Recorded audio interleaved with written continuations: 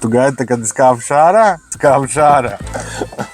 Volvo V70 2010. gada 1.6 dīzels, 226,000 nobraukums ir jūsu skata rīcībā. Vizuāli perfekts, tehniski perfekts, motors savā klasē viens no labākajiem.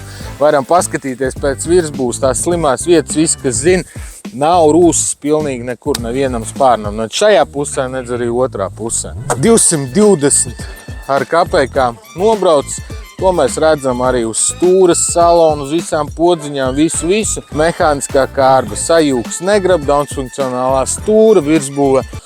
Tā kā oga aprīkots ar riepām, diskiem, visu to, ko vajag. Arī sakabes āķis aizmugurēs ir. Īstenībā es meklēju, esat redzējuši tos prikals krūles, tipu karājās uz āķi, varbūt kāds var ieteikt, kur tādas var dabūt, jo mēs varētu viņus dāvināt tiem, kuriem āķi ir, ne? Kā domā, mums šito izgriezt ārā vajag, gan ne?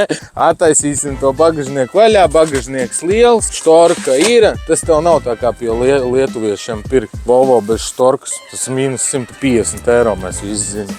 Nu, no šitās puses arī tieši tas pats, viņš reāli nav nekāda bojājuma, tehniski viss gūdi ir, salonā patīkami, brauc patīkami, tehniskā apskate ir, bet viņa drīz kaut kad beigsies, bet tur nebūs problēmas, viņa iziet 10. mēnesī, viņas beidzās. Cena 5200 eiro, tavs vecais auto varbūt kā daļa samaksas, leasings, brum.lv.